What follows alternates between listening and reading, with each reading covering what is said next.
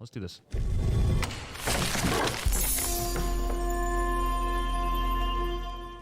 All right.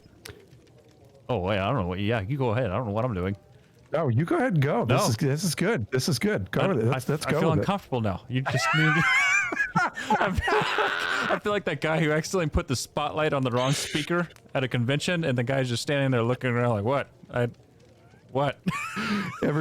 Everybody else just took a big step back, and you're the only one sitting there in the spotlight. I'm just No, gonna that's okay. Because I'm gonna put the spotlight on both of you guys here in a second. But jeez. So friends, I'm really enjoying the way that we're doing this. So 1 week we're bringing you a lore lesson, all shiny and new in video format, and letting you absorb that and letting you think about a week on it. And then the next week we're coming back and doing the lore breakdown on that previous week's lore lesson. And it's actually been a lot of freaking fun to do that, because we get to have some good conversations about what's going on out there. So this format, I think, has really been good for us, and hopefully everybody's enjoying it too. Anyway, so this week, friends, we are going to be breaking down our lore lesson from last week, which was part 1 of the Ancients. And the way that we're kind of doing things is we're tying this into like our overall roleplay story for Loreseekers, but at the same time, we're teaching you about the lore of the game. So last week, one of the biggest things that we talked about last week on our lore lesson was all of these little skeletons and all this different kind of armor that you're running into when you are anywhere near these ruins, the ruins of the ancient guardian, or the ruins of the ancients, basically, that they constructed years ago, or possibly enslaved people to make for them. But the ancient guardians have armors from several different time periods all across the history of the world. And I absolutely love that fact that some of them are wearing Roman armor. Some of them are wearing armor of the Templars. Yeah. Some are in heavy armor. Some have no armor at all. But if you look at the weapons that they're using, you can kind of tell what time period some of those weapons came from. And also pay very close attention to a lot of the enemies, because some of the enemies in this game have armor or have weapon setups that we have not seen yet. Yup. For the players. So I think those are like little Easter eggs that they're throwing out at us that, hey, at one point you will probably be able to dual wield blunderbusses. Like, what? Boy, that's gonna be fun. Oh, it's gonna be freaking amazing. Oh yeah. So these ancient guardians who guard these sites of the ancients, that is one of the big questions. Is number 1, how did they get there? Number 2, what powers them?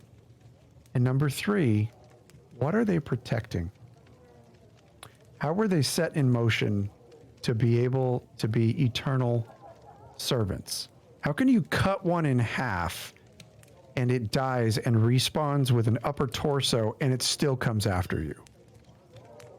That is what is amazing. And I think, I'll throw this to you guys, the power that was bestowed upon them sits within their chest in the form of Azoth. Yeah. Yeah. It's cool because there's so many unknowns about Azoth. Like currently, like the sky's the limit, right? So it's kind of like you're taking that standpoint of like, well, anything's possible. Like we don't know. We haven't been given those lore limits yet of what it can't do. We only know what it can do. Right. And yeah, I like seeing. I'm trying not to jump ahead because there's so many points there. Just go. You got something pops in your head. Well, we were having a conversation with someone and we're talking about, like regarding, you talk about the Azoth infused into their chest, right? We were talking not even 40 hours ago about how, it's important just in real life, whenever you're working on anything, whether it's, your job, your career, your content creation, to protect your heart, because everything you do flows from your heart. And it just so happens that like that's just like pretty much the area where you see that glowing from these dudettes. You know, it's just, and it's just like, and that's the thing that keeps bringing them back over and over and over. And like I know that the ancients dealt with manipulating Azoth, and we know that there was experiments that were ran, and it just, to me, I think I find myself wanting again to know the limits of what this can do, just to kind of help me get a little bit better clarity and understanding of it. So knowing Superman's kryptonite. Yes. So knowing what the other side of it, you know, the thing for me is I have always wondered, why are there 4 different types? Yeah. And why were they made that way? Was it because of the basis of who they were? Yeah. Were the blue ancients, were they pure and they were there for good reasons to get things, maybe to help family? Yeah. And the corrupted people were, what's just like they say with cocaine, it's going to exemplify whatever your trait is. And so if you are kind of an asshole, you're going to be a bigger one, right? Yeah. So maybe that's the effect it had. Yeah, Thorpe. Right? Oh yeah. Yeah. Wow, nice pull. Yep. So I mean, maybe that's how you're chosen on what you're going to be, is by your own doings or your own way of thinking or the core of who you are. I don't know. Yeah. Yeah, and when you start to get into the nitty gritty a little bit, and you start to you watch the videos, you start to pick up some of the lore pages, you talk to the researcher William Heron. One of the things that he mentions is that he truly believes in his research that at some point there was a great conflict in between the ancients and an unknown entity. And the soldiers who happened to be on the island at that time became eternally enslaved by the ancients. They were able to take these beings over and enslave them. Now, who was that conflict between? Well, as I read more lore pages, and some of it's going to kind of creep into next week a little bit when we cover the Vega Bridge down in Weaver's Fen, there are ancient statues on the bridge in Weaver's Fen, Vega Bridge. And there is a series of lore pages down there that talks of witnesses to those statues being moved from point A to point B to be placed onto that bridge. And the people the beings that were doing it were ancient guardians. They were the ones that were doing it, but they all started off as humans. And in this particular lore lesson, we talk about some locations where they believe that the transformation of a human being into an ancient guardian takes place. And they're saying that, or at least William Heron believes, that these ruins where this takes place is at the pools of eternity in Reekwater. Now, that is not some place that I have reached quite yet in my own experiences. So if you have, I'm sure there's a series of lore pages there that kind of explain it. But in between the pools of eternity at Reekwater, the Lazarus instrumentality, the monument at Morningdale, which I just screenshotted today because I just got there today, going through my quest line, and I was like, that's it. This is part of why I freaking nerd out so hard. It's because I research all this stuff, and then when I get to those points in the game, I nerd boner. Like, I can't help it. He squeals. He squeals. I squeeze for sure. For sure. He squeals. And then the Shattered Obelisk. Now these 4 sites have incredible meaning and power, and there is a story behind them as to how the Ancient Guardians become the Ancient Guardians, what the ancients actually did to get them to this point, and the big question, I'll throw this back at you guys, the big question is their experimentation with Azoth. Did that have something to do with their demise? I think so. And the reason why I think that is because you remember the video where you see the two Roman soldiers grabbing the red stone out of the perfectly preserved statue? Yes. And it was a statue standing up. They took the red stone out, and then you see him take it, and then you see the termination of that statue, right? You see it start to fall, and then it's on its side. And then another group comes up of humans, and they're searching for something, and they go to touch the red, and then here comes those Romans. Now, if you look at that statue, that gave you a timestamp. So they've been there for eternity, for as long as they have been there, right? And they were the ones guarding that. So it's almost like if you try to take the Azoth to power yourself for the greed or whatever, it takes you over, and it makes you fight in defense of the thing you took. That's what I took away from that video, and that stuck with me this whole time. Would you say it corrupts you? Yes. Yes. Ah, see what I did there? Low hanging fruit. Yeah. Yeah, no, I agree. Do I think that led to the demise? Yes. I still go back to the tower.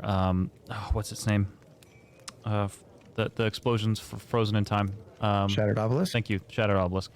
That to me is the biggest mystery there. I think that in a lot of ways holds the basis, like the basis of the key of what everything is about with them. Like The rings of a tree, right? yeah. And going back to the ancient guardians that protect them, I think that they're protecting. I still think there's ancients somewhere in there, whether they're in like stasis of some kind, because you look at the obelisk and clearly there's some kind of stasis going on there, preservation there of some sort. I think that whether they're in some kind of parallel like time thing going on there, I don't know.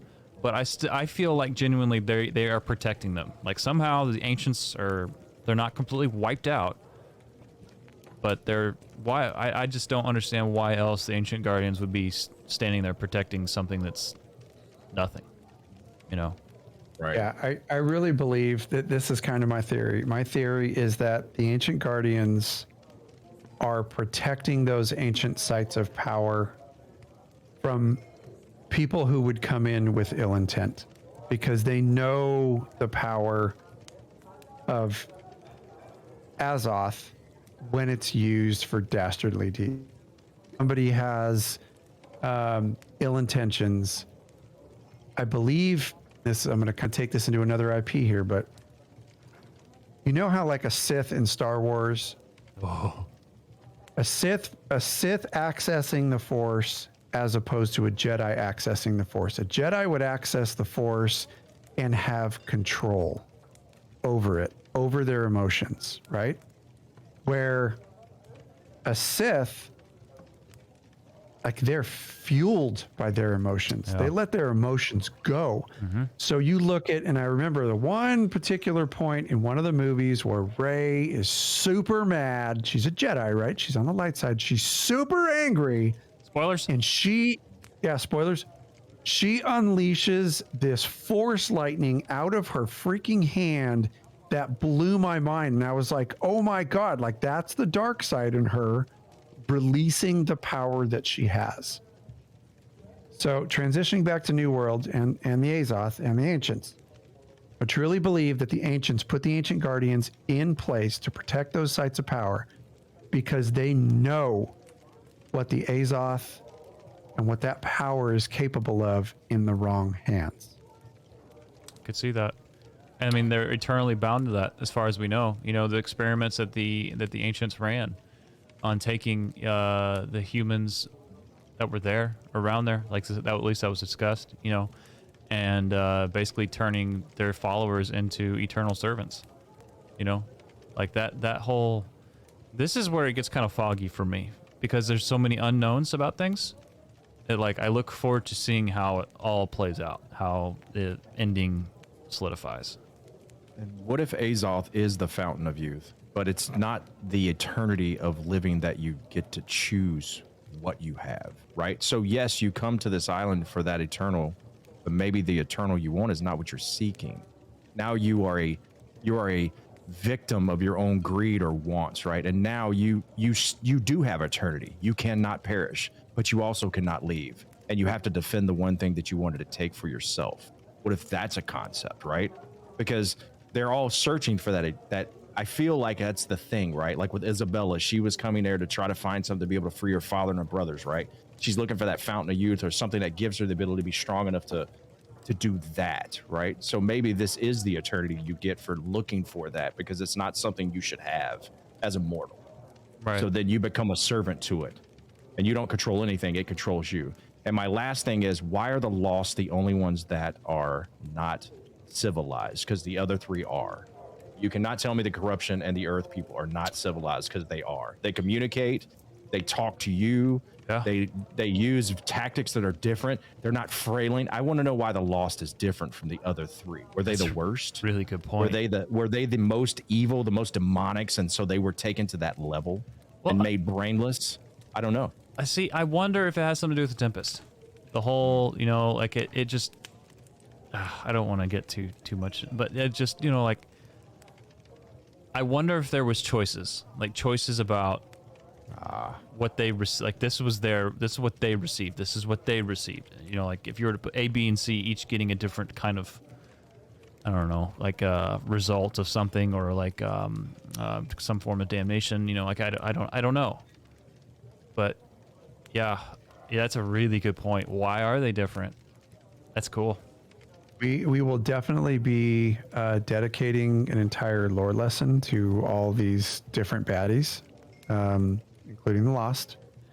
So we're definitely going to dive into that at some point. But I think what's intriguing is that in the world, no matter what you kill, who you kill, they are all reclaimed by the island and the Azoth that's infused within the ground. And you can watch it happen, and you can watch them come back and be resurrected. Yeah.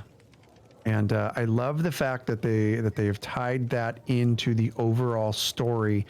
So it makes sense when something respawns. It makes sense how when you die, you can come back.